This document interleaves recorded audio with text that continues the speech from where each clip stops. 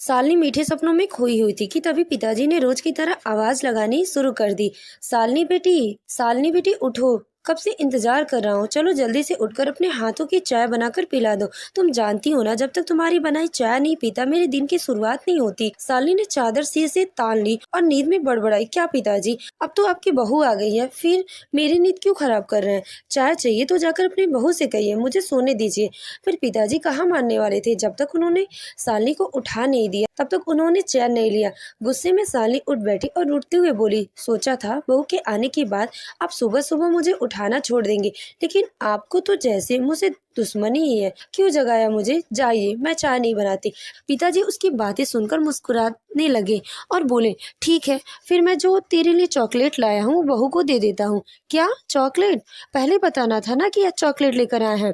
इतना कहते ही सालनी फुर्ती से बिस्तर से उठी और बोली, आपकी चाय अभी लेकर आती हूँ पिताजी, और फिर रसोई की ओर दौड़ पड़ी। पिताजी उसकी ओर देख रहे थे। चेहरे पर मुस्कान थी पर आंखों में हल्की सी नमी। मनी मन सोचने लगे, एक दिन ये लाडली मुझे छोड़कर अपने ससुराल चली जाएगी, फिर इसके हाथ की चाय कहाँ से मिलेगी। वह अपने ही विचारों में खोए हुए थे। तभी सालनी ट्रे में चाय लेकर सामने आ गई और बोली, क्या बात है पिताजी, फिर से मुझे ससुराल भेजने के ख्वाबों में खो गए क्या?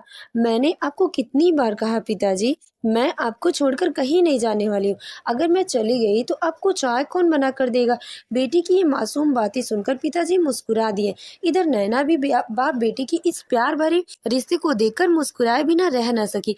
नैना के परिवार में ससुर, ननद सालनी और पति केशव, अभी उसकी शादी को कुछ ही महीने हुए थे, लेकिन घर में आकर उसने जो कुछ देखा उसने उसे सोचने पर मजबूर कर दिया कि सालनी का व्यवहार देखकर उसे अपनी ननद की चिंता होने लगी थी। माँ के जाने के बाद पिता और भाई के असीम लाड प्यार ने सालनी को कुछ ज्यादा ही बिगाड़ दिया था। वह अपने झूठे बर्तन तक नहीं उठाती। अगर उसे पानी पीना होता तो वह नैना को आवाज लगाती, और जब नैना उसे किसी काम के लिए कहती तो वह अनसुना कर देती, जैसे उसे किसी की परवाह ही नहीं हो। सालनी अब शादी योग्य उम्र में पहुंच चुकी थी। ऐसे में उसके लिए घर के कामों का ज्ञान होना जरूरी था। मगर माँ जिंदा होती तो यही बातें प्यार से सिखा देती, लेकिन अब जब माँ नहीं है तो ये जिम्मेदारी नैना के कंधों पर आ गई थी। पर नैना के मन में एक संकोच था, कहीं पिताजी यह न सोचे कि वह अपनी ननद को पसंद नहीं करती है या उसे ताने देती है। असल में तो वह सालनी का भला ही चाहती थी, ताकि आगे चलकर ससुराल में उसे कोई तकलीफ ना हो। लेकिन अगर उसने सिखाने की कोशिश की तो वो कहीं मतलब गलत ना निकाल लिया जाए। यही सोचकर चाहकर भी खुलकर वो कुछ नहीं कह पाती थी। एक दिन उसने ये बात अपने पति केशव को साझा किया। देखिए, आप मेरी बात का गलत मतलब मत निकालिएगा, बस समझने की कोशिश कीजिए। मैं सालनी की आने वाली जिंदगी के बारे में सोच रही हूँ। कल को जब वो शादी होगी तो यह ढर्रा ससुराल में नहीं चलेगा। चाहे लड़की कितनी भी समझदार हो, फिर भी ससुराल में किसी न किसी बात पर सास ताने से बाज नहीं आती। जरूरी तो नहीं है कि सालनी को वैसा ही ससुराल मिले जैसे मुझे मिला है। अपनी तरह से मैं पूरी कोशिश करती हूँ कि घर संभालने की, नैना ने धीरे से कहा। पर फिर भी कहीं ना कहीं मुझे एक चूक हो ही जाती है। ऐसे समय में पिताजी बहुत प्यार से समझा देते हैं, लेकिन सालनी को तो घर गृहस्थी का कुछ भी ज्ञान नहीं है। मुझे चिंता होती है कि कहीं ससुराल में उसे इस वजह से परेशानी ना उठानी पड़े। इसीलिए चाहती हूँ कि वो अभी से घर के कुछ काम सीख ले तो आगे उसके लिए आसान होगा। किशोर ने मुस्कुराते हुए कहा, ठीक है, तो इसमें इतना परेशान होने की बात क्या है। तुम उसकी भाभी हो और बड़ी भाभी हो तो माँ के समान होती है। अब तुम उसे सिखाओ, यही सबसे अच्छा होगा। नैना ने हल्की सांस भरते हुए कहा, यही तो परेशानी है। मैं चाहती हूँ कि वो सीखे, पर वो सीखना ही नहीं चाहती, और अगर मैं ज्यादा जोर दूंगी तो उसे लगेगा कि मैं उस पर हुक्म चला रही हूँ। फिर पिताजी भी हैं, आप तो जानते हैं कि वो सालनी से कितना प्यार करते हैं। कहीं उन्हें यह न लगे कि मैं ताने देती हूँ या उस पर हावी होती हूँ। केशव ने हंसते हुए कहा, पहेलियां मत पूछाओ, साफ साफ बताओ तुम्हें मुझसे क्या मदद चाहिए। नैना के चेहरे पर हल्की सी मुस्कान आई, बस इतना कि आप पिताजी से इस विषय में बात करें, उन्हें समझाइए कि सालनी अब शादी योग्य हो गई है और उसे घर के कामों का ज्ञान होना जरूरी है। मैं चाहती हूँ कि यह सब सिखाऊं, लेकिन आपकी अनुमति और पिताजी की सहमति से। केशव मुस्कुराते हुए बोला, नैना तुम भी कमाल करती हो, पिताजी तुम्हें मना थोड़ी करेंगे। जो कुछ भी तुम कर रही हो वो वो तो सालनी की भलाई के लिए है। नैना ने हल्के स्वर में कहा, हाँ फिर भी मुझे आपकी सहायता की जरूरत पड़ेगी, क्योंकि सालनी मेरी बात का अनसुना कर देती है। लेकिन पिताजी की बात वो जरूर सुनेगी। जब तक उसका प्रोत्साहन नहीं मिलेगा तब तक ये कार्य संभव नहीं लगता है। नैना ने कहा, बेटी के लिए तो बहू की ये चिंता सुनकर शेखर जी के चेहरे पर असंतोष भरी मुस्कान फैल गई। उन्हें बहू की सोच अच्छी लगी, नीयत सच्ची थी और भाव बिल्कुल उचित थे। उधर छत पर केशव और नैना बैठे आपस में बात कर रहे थे कि तभी नीचे से किसी की खांसने की आवाज आई। दोनों ने चौंक कर नीचे झांका तो देखा कि पिताजी वहीं खड़े थे और मुस्कुरा रहे थे। केशव ने हंसते हुए कहा, लो नैना, पिताजी खुद ही हमारी सारी बातें सुन ली, मुझे तो कुछ कहना ही नहीं पड़ा। नैना थोड़ी घबराई और धीमी स्वर में बोली, कहीं पिताजी को बुरा तो नहीं लगा होगा। केशव ने स्नेह भरे स्वर में कहा, मेरी पिताजी ऐसे नहीं है, देख लेना, कल से वही तुम्हारी सहायता करेंगे इस काम में। इस बीच शेखर जी के मन में पुरानी यादों की लहर उठी। वह सोचने लगे, कैसे उसकी माँ और पत्नी सुमन में कभी नहीं बन पाई। जब तक सुमन जीवित रही, घर के दोनों के बीच टकराव कभी खत्म ही नहीं हुआ। माँ को सुमन के हर कामों में कमी निकालने की आदत थी। वह सुमन के किसी भी प्रयास को सराह नहीं पाती थी। माँ के लिए बहू का हर काम गलत, हर बात अधूरी लगती है। शेखर जी उस समय अपने जीवन के सबसे कठिन धर्म संकट में फंसे हुए थे। ना तो वो पत्नी का पक्ष ले सकते थे, ना ही माँ के गुस्से का सम्मान कर सकते थे। अगर कहीं वह सुमन की तरफदारी पे एक शब्द भी बोल दे तो माँ भड़क उठती और सुमन के साथ उनका व्यवहार भी कठोर हो जाता। आज वही दृश्य उन्हें अपनी बेटी सालनी के भविष्य में दिखाई दे रहा था। वह जानते थे कि सालनी का स्वभाव जिद्दी और गुस्सैल है। एक पिता होने के नाते वह सिर्फ यही चाहते थे कि उनकी बेटी को वैसा ससुराल न मिले जैसे माहौल सुमन को मिला था, जहाँ उसे जीवन भर समझे जाने की आस ही अधूरी रह गई। उन्होंने मन ही मन निश्चय किया, नैना जो भी कह रही है वो सही कह रही है।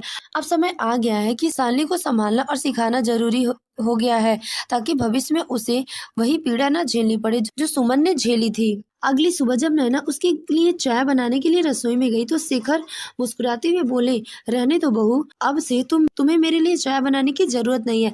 नैना थोड़ी चौंकर बोली, क्यों पिताजी, क्या आप कल रात की बात से नाराज हैं? शेखर जी ने मुस्कुराते हुए बोले, नहीं बहू, नाराज क्यों होऊंगा, तुम्हारी बात बिल्कुल सही थी। मैं जानता हूँ सालनी तुम्हारी बात सीधे सीधे नहीं सुनेगी, इसीलिए अब हमें मिलकर धीरे धीरे उसे बदलना होगा। अब से वह सही समय पर उठेगी और मेरे लिए चाय वही बनाएगी।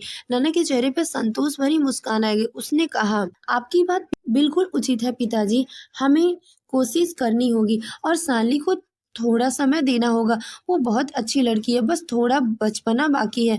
मुझे पूरा यकीन है कि एक दिन वह सीख जाएगी और कभी आपको निराशा नहीं करेगी। शेखर जी ने स्नेह भरी दृष्टि से नेहा की ओर देखा और मन ही मन महसूस किया कि सच्ची बहू वही होती है जो परिवार को जोड़ने के लिए कोशिश करे, न कि किसी को तोड़ने के लिए। उस दिन घर में एक नया नियम बन गया।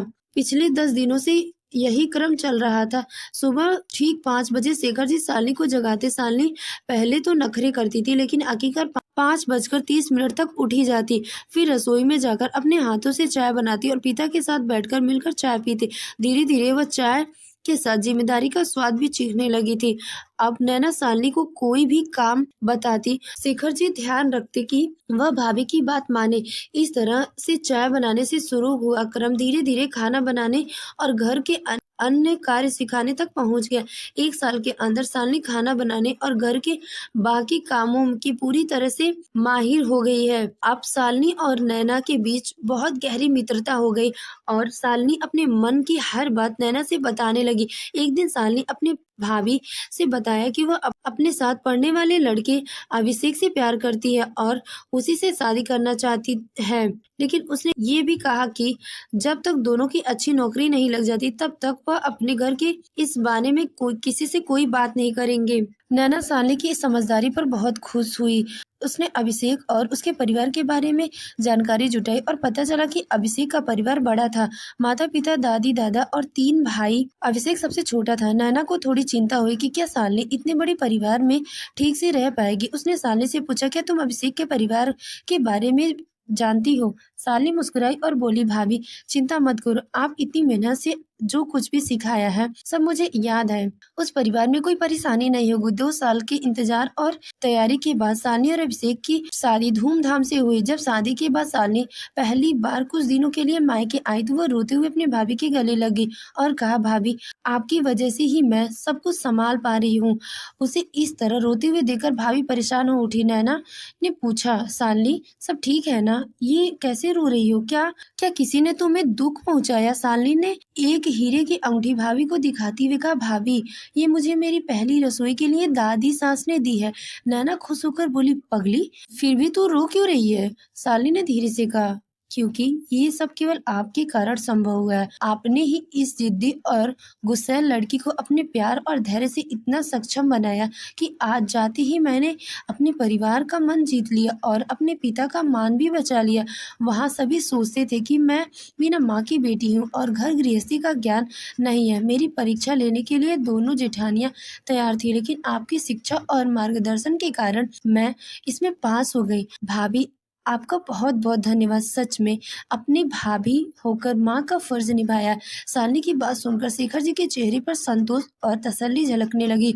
उन्हें यकीन हो गया था कि अगर जीवन में सालनी को कभी भी परेशानी हुई तो उसकी भाभी माँ बनकर उसे लाडली बेटी का ख्याल रखेगी। ननद भाभी का रिश्ता इतना खूबसूरत भी हो सकता है, ये उन्होंने कभी सोचा नहीं था। शेखर जी ने दिल से ईश्वर को धन्यवाद किया और उन्हें इतनी प्यारी 2 बेटियां मिली हैं। तो दोस्तों, आपको हमारी कहानी कैसी लगी? कमेंट बॉक्स में अपनी राय जरूर दें। धन्यवाद।